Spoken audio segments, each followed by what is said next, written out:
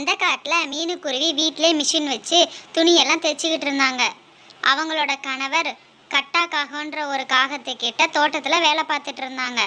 அவங்களுக்கு அழகான ஒரு பெண் குழந்தை இருந்தது. அவங்க கூட முத்துவோட அம்மாவும் உடல்நிலை சரியாமல் அந்த வீட்டில் வாழ்ந்துட்டு வந்தாங்க. முத்துவோட குடும்பம் ரொம்ப ஏழை குடும்பம். முத்து ஒரு பூந்தோட்டத்திலேயே வேலை பார்த்துட்டு இருந்தாங்க. அப்போ அந்த பூந்தோட்டத்தை நல்லபடியாக பராமரிச்சுட்டு வந்தாங்க. அதில் விழுகிற சின்ன சின்ன விதையெல்லாம் எடுத்துகிட்டு வந்து அவங்க வீட்டுக்கு வெளியே மண்ணு தோண்டி புதைச்சி அதை பத்திரமா பாதுகாத்துட்டு வந்தாங்க. அவர் இல்லாத நேரத்தில் அவங்க மனைவி அதை பாதுகாத்துட்டு இருந்தாங்க. இப்படியே சில நாட்கள் நகர்ந்தன. அப்போ அந்த காட்டில் ஒரு கிளி கையில் பத்திரிக்கையோட பறந்து வந்துட்டு இருந்தது. அந்த கிளி யாருன்னா நம்ம மீனுக்குருவியோட ஃப்ரெண்டு தான். கிளி பக்கத்து காட்டுல இருந்து இந்த காட்டுக்கு பத்திரிக்கை வைக்கிறதுக்காக வந்தாங்க. மீனு மீனு வெளியே வாடி. தா வரேன் இருங்கக்கா. மீனுக்குருவி வீட்ல இருந்து வெளியே வந்தது. மீனு இந்தா பத்திரிக்கை புடி, என் பொண்ணுக்கு கல்யாணம் வச்சிருக்கேன், நீ மறக்காம வந்துடணும் சரியா? குடும்பத்துல இருக்கவங்க எல்லாரையும் கூட்டிட்டு வந்துரு. அம்மா அம்மா ஃபங்க்ஷன் அம்மா, நம்ம எல்லாம் ஃபங்க்ஷனுக்கு போக போறோம் அம்மா.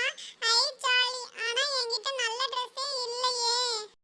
கவலைப்படாதடா செல்லம், கண்டிப்பா அம்மா உனக்கு நல்ல Dress-ஆ தைச்சு தருவேன் சரியா?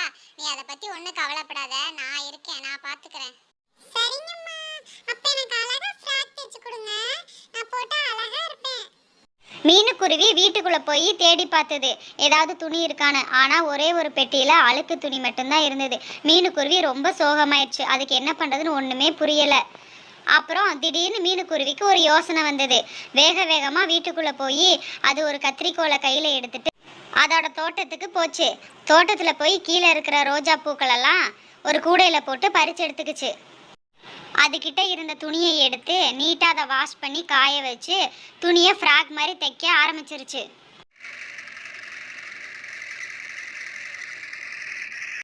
அப்பாடா, ஒரு வழியாக தயார் பண்ணியாச்சு. எங்கே நான் நல்லா வராதோன்னு பயந்துட்டே இருந்தேன். சூப்பராக வந்துருச்சு.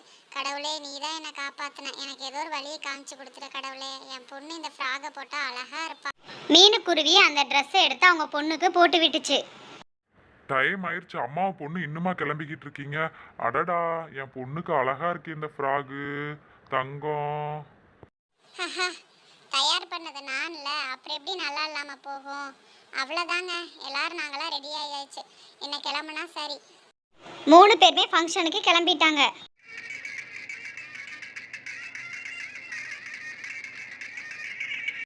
அந்த காட்டிலே பணக்காரங்களா இருக்கிற காகங்கள் குடும்பங்களும் அந்த கல்யாணத்துக்கு வந்திருந்தாங்க. அவங்க பொண்ணு அழகா ஃப்ராக்லாம் போட்டுட்டு ரெடியாகி வந்தாங்க. அதான் பணக்காரங்க எல்லாருமே வந்துட்டாங்கல்ல, இன்னும் ஏன் கல்யாணத்தை ஸ்டார்ட் பண்ணாமல் இருக்கீங்க? எவ்வளோ நேரம் வெயிட் பண்ணுறது? நாங்களும் உங்கள் கல்யாணத்துக்கு வந்ததே பெருசு, இவ்வளோ நேரம் வெயிட் பண்ண வைக்கிறீங்க. அப்பா சாமி, இப்போ ஆரம்பிக்கிறீங்களா? என்ன பண்ணுறீங்க? எங்களாலலாம் வெயிட் பண்ண முடியாது. யாருக்காக வெயிட் பண்ணுறீங்க? இன்னும் மீனுக்குருவியோட குடும்பம் வரல, அவங்க வந்துட்டா இந்த கல்யாணத்தை ஆரம்பிச்சிட வேண்டியதான். இப்படி இவங்க பேசிக்கிட்டு இருக்கும்போது மீனுக்குருவியோட பொண்ணு அங்கே நடந்து வந்தாங்க. அவங்க ட்ரெஸ்ஸில் இருக்க ஒரிஜினல் ரோஜா பூக்கள் எல்லாம் நல்ல நறுமணத்தை கொடுத்தது. இதை பார்த்து எல்லாருமே அதிர்ச்சியாக பார்த்துக்கிட்டு இருந்தாங்க. வா மீனு, வந்துட்டியா? உனக்காக தான் வெயிட் பண்ணிட்டு இருந்தோம். தங்கம், உன் ட்ரெஸ் அழகா இருக்குடா. அது மட்டும் இல்லை, அந்த ட்ரெஸ் நல்ல வாசனையாகவும் இருக்குடா செல்லம், அழகா இருக்கீங்க. இப்படி இவங்க 3 பேர் பேசிகிட்டு இருக்கிறத பார்த்த காகம் வேக வேகமாக அவங்க 3 பேர்த்துக்கிட்ட நடந்து வந்தாங்க. ஏ மீனு, உன்னால் சீக்கிரமாக வர முடியாதா? உனக்காக இவங்கெல்லாம் வெயிட் பண்ணுறாங்க பாரு. இவ்வளோ பெரிய பணக்காரன் நாங்களாம் உனக்காக வெயிட் பண்ணணுன்னு என்ன அவசியம் இருக்குது? நீ யாரை கேட்டு இந்த ஃப்ராக் போட்டுட்டு வந்த? இதெல்லாம் பணக்காரங்க தான் போடணும். நீ எதுக்கு இதெல்லாம் போட்டுட்டு வந்த? மீனு மீனு, உன் பொண்ணு போட்டிருக்க ட்ரெஸ்ஸு ரொம்ப அழகாக இருக்குது. என் பொண்ணுக்கு இதே மாதிரி ட்ரெஸ் தைச்சு தரியா? இந்த பணத்தை வச்சுக்கிட்டு என் பொண்ணுக்கும் நாளைக்கு இந்த ட்ரெஸ் தயார் பண்ணி கொடு. மீனு ஆனந்த கண்ணீரோடு அந்த பணத்தை வாங்கிக்கிச்சு. மீனுக்குருவி அந்த காட்டில் நிறைய பணக்கார பறவைங்களுக்கு லெஹங்கா ஃப்ராக்லாம் தைச்சு கொடுத்துட்டு இருந்தாங்க. நிறைய பறவைகளுக்கு அது ரொம்ப பிடிச்சிருந்தது. மீனுக்குருவி, நீ தயார் பண்ணி கொடுத்த இந்த லெஹங்கா ரொம்ப அழகா இருக்கு. என் பொண்ணுக்கு ரொம்ப ரொம்ப பிடிச்சிருக்கு. நீ இதுக்காக எவ்வளோ பணம் வேணுமோ வாங்கிக்க. அந்த காட்டில் மீனுக்குருவிக்கு எல்லாருமே கால் பண்ணி ஆர்டர் சொல்லிட்டு இருந்தாங்க. நிறைய பணக்கார பறவைகள் மீனுக்குருவிக்கு ஆர்டர் கொடுத்துட்டு இருந்தாங்க. ஐயா ஐயா, இனிமேல் நான் வேலைக்கு வரமாட்டேங்க ஐயா. முத்து கடனா வாங்கின எல்லா பணத்தையுமே அவங்க கிட்ட திருப்பி கொடுத்துட்டாங்க. திருப்பி கொடுத்துட்டு அவங்க வீட்டுக்கு கீழே இருக்கிற செடிங்களை நல்ல முறையாக பராமரிச்சுட்டு வந்தாங்க. மீனுக்குருவி அந்த செடிங்களை வச்சு நல்ல நல்ல ட்ரெஸ் எல்லாம் தயார் பண்ணிட்டு இருந்தாங்க. அவங்களும் இப்போ நல்ல நிலைமைக்கு வந்துட்டாங்க. இந்த காட்டுல இந்த முத்து பையன் தான் கரெக்டா வேலைக்கு வந்துட்டு இருந்தான். அவனும் வேலையை விட்டு நின்னுட்டான். இப்ப என்ன பண்றதுன்னே தெரியல. அவனுக்குலாம் எவ்வளோ தைரியம்! நம்மளை மாதிரி பணக்காரன் ஆகலான்னு கனவு கண்டுட்டு இருக்கான். அது என்றைக்குமே முடியாது. அதை நான் நடக்கவே விட மாட்டேன். அவனோட பூச்செடிங்களை நம்ம நாசம் பண்ணுறோம். அவனை மறுபடியும் நம்ம காட்டுக்கே வேலைக்கு வர வைக்கிறோம். பாருங்க இன்னைக்கு நம்ம என்ன பண்ணலான்னு. அந்த முத்துப்பையெல்லாம் நமக்கு கீழே தான் என்றைக்குமே இருக்கணும். எப்பவுமே நமக்கு மேலே வரவே ஆசையே படக்கூடாது அவன். ராத்திரி ஆச்சு. கட்டாவும் காஞ்சனாவும் அந்த செடிகளை நாசம் பண்ணுறதுக்காண்டி மீனுக்குருவியோட வீட்டுக்கு பறந்து போயிட்டு இருந்தாங்க. கையில் ஒரு மருந்து வச்சுருந்தாங்க. கட்டா மருந்தை ஊற்றுறதுக்காக ஒரு கிளையில் போய் உட்காந்துருந்தாங்க.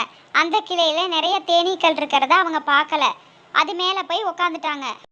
ஐயையோ காஞ்சனா, தேனி மேல உட்காந்துட்டேன்டி. ஐயையோ பயமா இருக்குடி. ஐயோ கடிக்குதே கடிக்குதே கடிக்குதே. காப்பாத்துங்க, யாராவது இருக்கீங்களா? காப்பாத்துங்க. அடே முத்து வாடா வெளியே, முடியல, கடிக்குதே கடிக்குதே. ஐயோ தேனீக்கள் கடிச்சு காகங்கள் மூஞ்சி வீங்கிருச்சு. நீங்கள்லாம் ஏன் இப்படி இருக்கீங்க? எப்பவுமே நீங்கள் மட்டும் தான் வளரணுமா? நாங்களாம் வளரவே கூடாதா? ஏன் இவ்வளோ கெட்டணத்தில் இருக்கீங்க? கடவுளாக பார்த்து உங்களுக்கு நல்ல தண்டனை கொடுத்துட்டாங்க. இனிமேல் நீங்கள் இந்த மாதிரி பண்ண மாட்டீங்கன்னு நினைக்கிறேன். ஏ முத்து, பேசுனது போதும். வலி தாங்க முடியலை. மூஞ்சியெல்லாம் எரியுது. ஃபஸ்ட்டு எனக்கு மருந்து போட்டு விடுங்க, ஏதாவது ஒன்று பண்ணுங்க. ஐயோ வலிக்குதே வலிக்குதே. மீனுக்குருவி அவங்க 2 பேரையும் வீட்டுக்குள்ளே கூட்டிகிட்டு போய் வேப்பிலையை அரைச்சி அவங்க 2 பேர்த்துக்கும் தடவி விட்டாங்க. இந்த கதை உங்களுக்கு பிடிக்கும்னு நினைக்கிறேன். கண்டிப்பாக சப்ஸ்கிரைப் பண்ணி வச்சுருங்க. மறக்காமல் லைக் பண்ணிடுங்க. டெய்லி வீடியோஸ் தொடர்ந்து வரும். நம்ம சேனலில் மறக்காமல் சப்ஸ்கிரைப் பண்ணி வச்சுருங்க. Bye friends.